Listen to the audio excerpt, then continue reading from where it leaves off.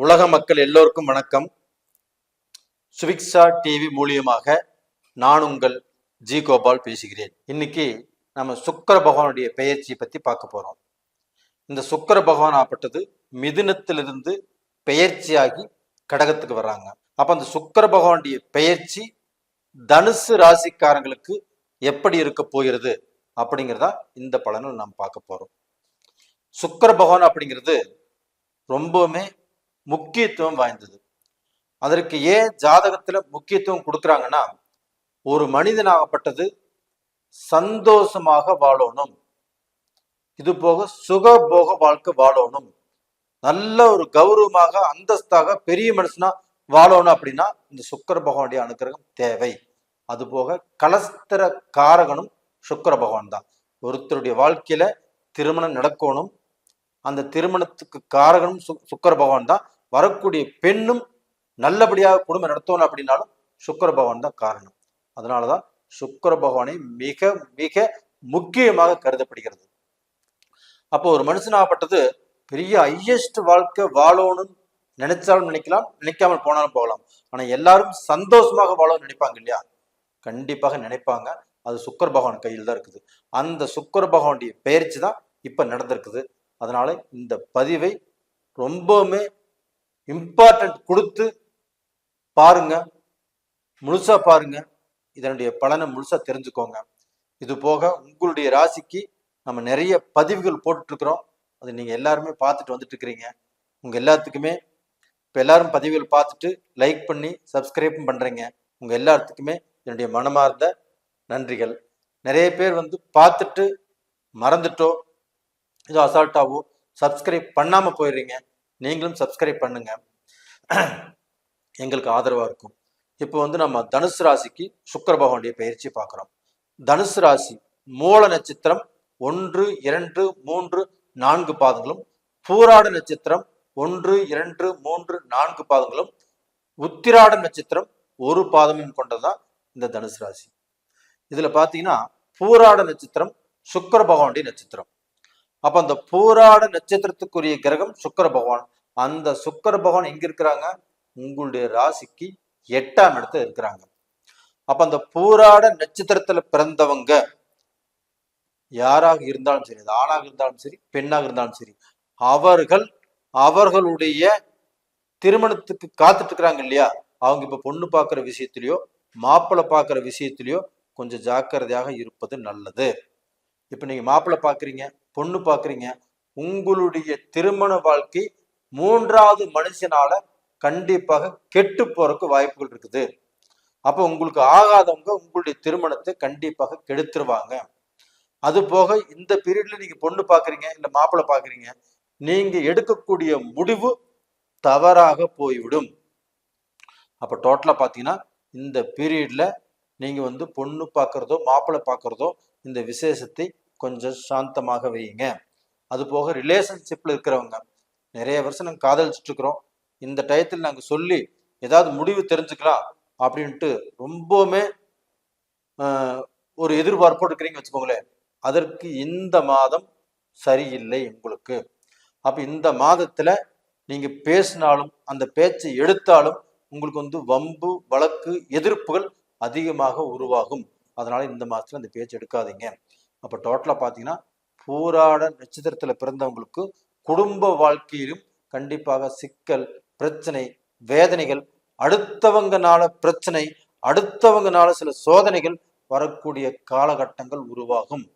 இது போக நாம ஒருத்தர் தப்பா கூட நினைச்சிடலாம்.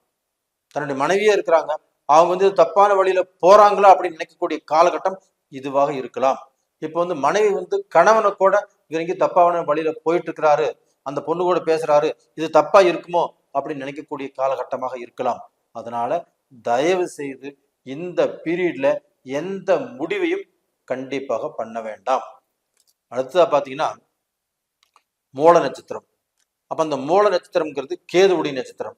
அந்த நட்சத்திரம் எங்க இருக்குது? உங்களுடைய ராசிக்கு 10ஆம் இடத்துல இருக்குது. அந்த 10ஆம் இடத்துல கேது பகவான் இருப்பது உங்களுடைய தொழிலை கெடுக்கும்.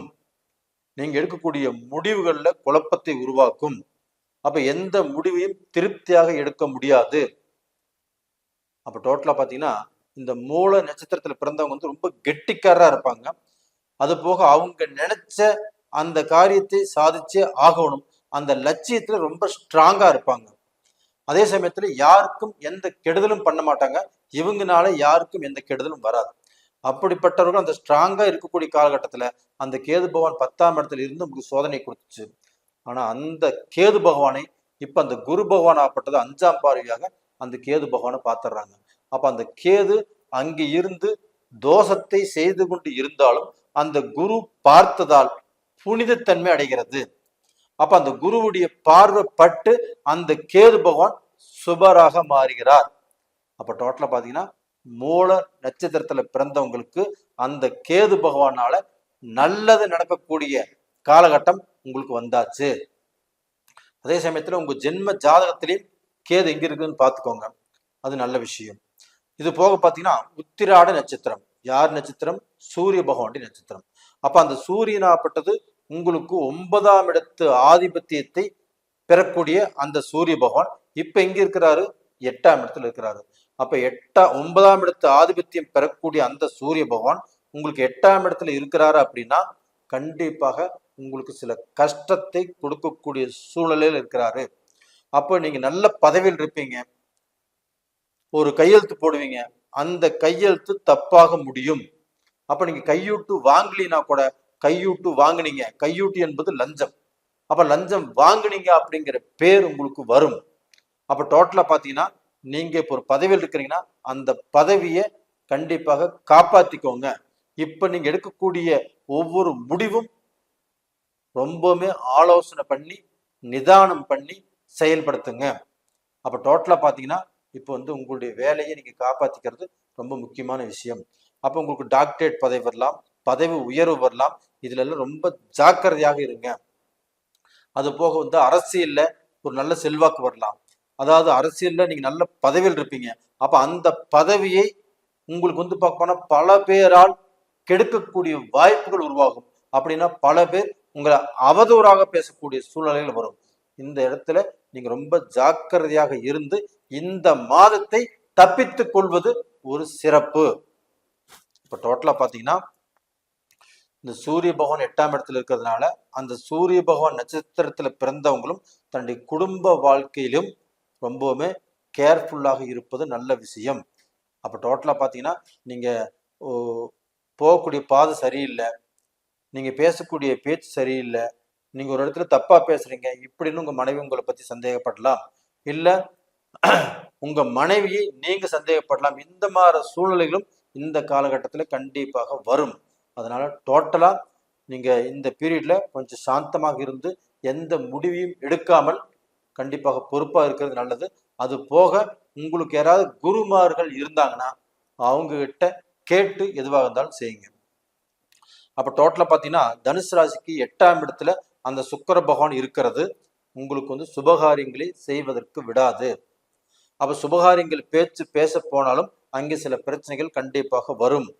அது போக அந்த சுபகாரியத்தை நீங்க பேசினாலும் அந்த சுபகாரியங்கள் யாராவது ஒருத்தர்னால தடைபடும். அதனால இந்த பீரியட்ல சுபகாரிய பேச்சுக்கள் எந்த பேச்சும் பேச வேண்டாம். இப்ப நிலம் வாங்குறதோ, பூமி வாங்குறதோ, ஒரு கார் வாங்குறதோ, ஒரு வண்டி வாகனம் வாங்குறதோ இது எல்லாமே உங்களுக்கு சரியில்லை. அப்ப டோட்டலா பாத்தீங்கன்னா நீங்க வெளிநாடு போறீங்க, இல்ல வெளிநாடு படிக்க போறீங்க, இல்ல வந்து ஒரு எஜுகேஷன் சம்பந்தப்பட்ட ஒரு முயற்சி எடுக்கிறீங்கன்னா அதுவுமே உங்களுக்கு வந்து 10ஆம் இடத்து கிரகம் 8ஆம் இடத்து கிரகம் இன்னைக்கு வந்து 7ஆம் இடத்து கிரகம் 8ஆம் இடத்துல இருக்கிறதுனால கண்டிப்பாக சரியில்லை. கொஞ்சம் பார்த்து நிதானமாக செயல்படுவது இந்த காலகட்டத்துல ரொம்ப முக்கியம்.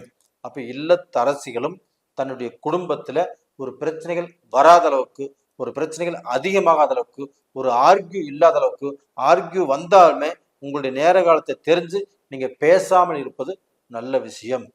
அது போக சீனியர் சிட்டிசன்ஸ் ஆகப்பட்டது, அவங்க கையில காசு இருக்குது, இல்ல வந்து ஒரு ரிட்டையர்ட் ஆயிட்டாங்க, ஏதாவது பண்ணலாம் அப்படின்னு இப்ப நினைச்சாலும், ஒரு பார்ட்னர் கூட சேர்ந்து செய்யலாம் நினைச்சாலும் கண்டிப்பாக இந்த பீரியட்ல செய்யாமல் இருப்பது நல்ல விஷயம்.